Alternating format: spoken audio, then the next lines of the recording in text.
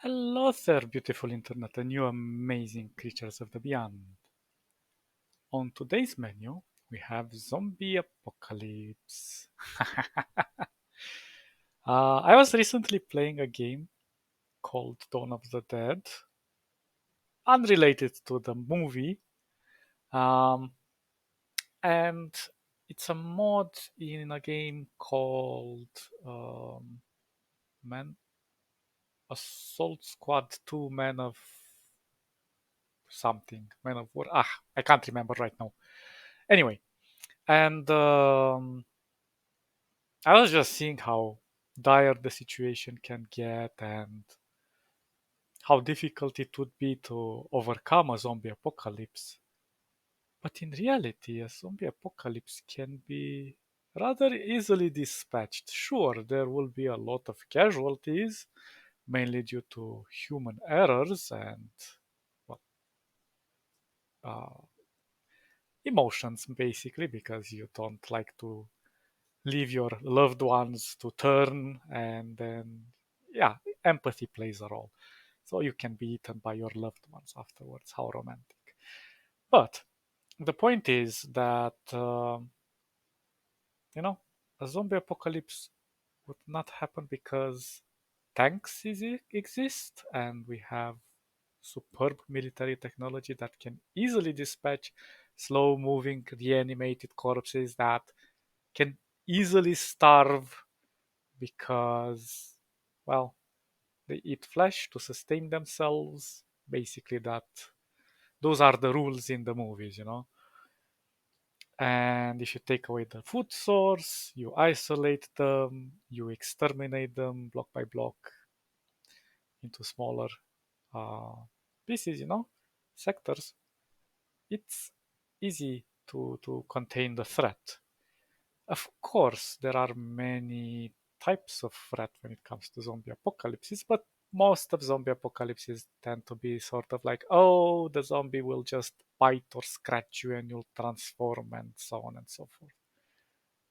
And in reality, those types of viruses currently in the world do not have a very good spread rate globally. So they would be more localized and easy to overcome. If it's airborne, well, that's an entirely different story, but then that would be the least of your issue with the zombies because having variants that are airborne can easily mutate and become stronger to various countermeasures and so on.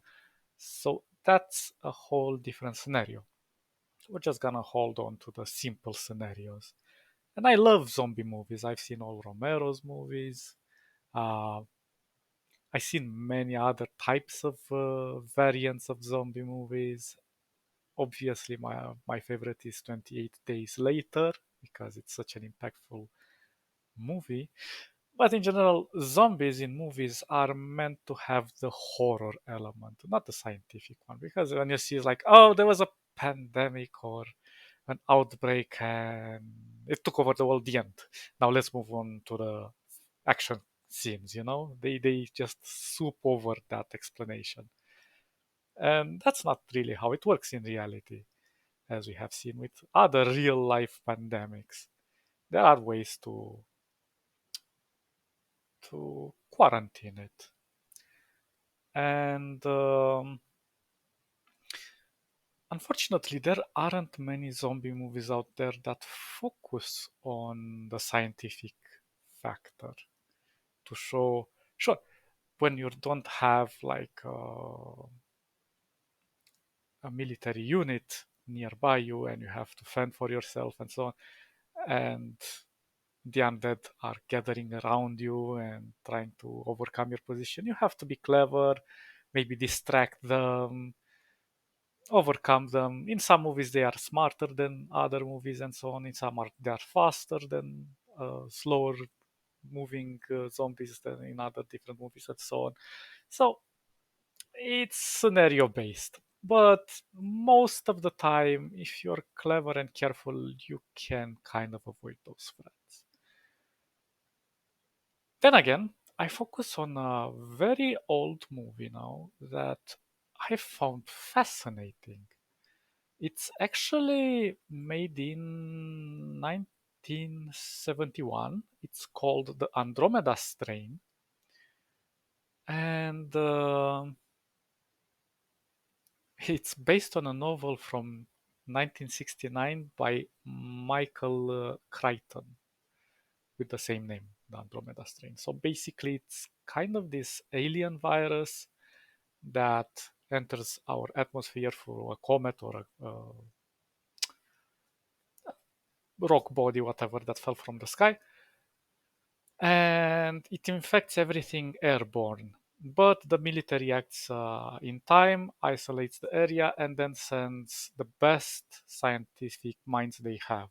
And they start to analyze and treat this just like they would treat a normal virus because they observe the pattern, they see the effects, they look of what works in terms of what they have available as antidotes and so on, and they try to apply it through trial and error most of the time, uh, but they do it methodically. Of course, being an alien virus, they don't really fully understand it, but they take all the necessary precautions. There's a lot involved in how they try to solve the situation.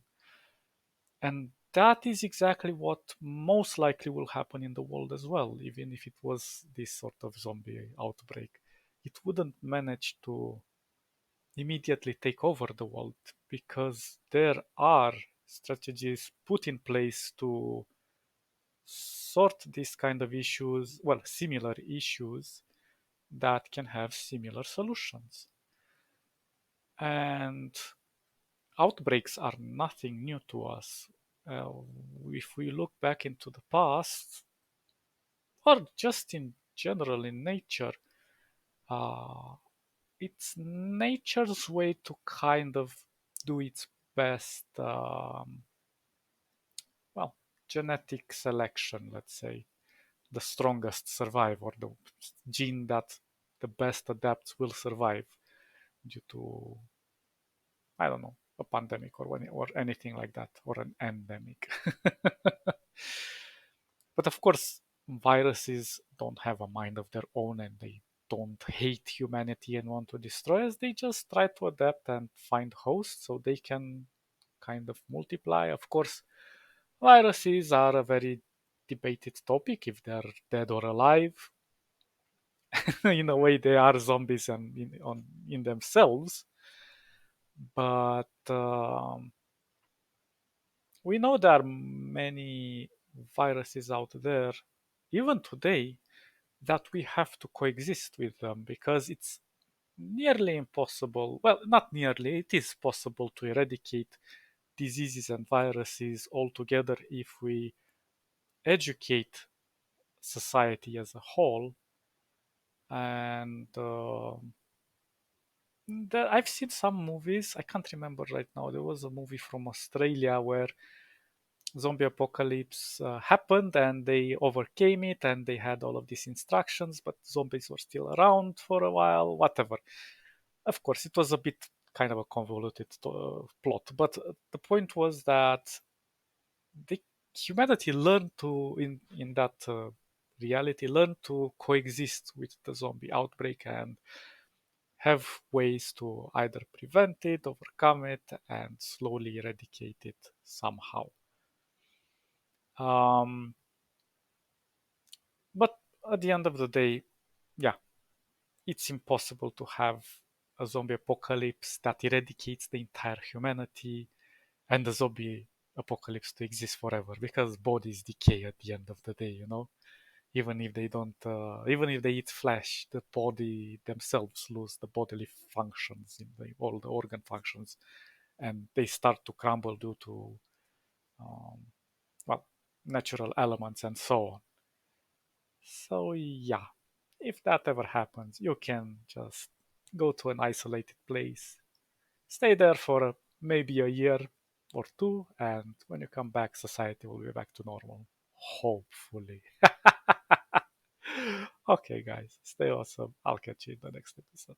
Bye, bye, bye, bye, bye.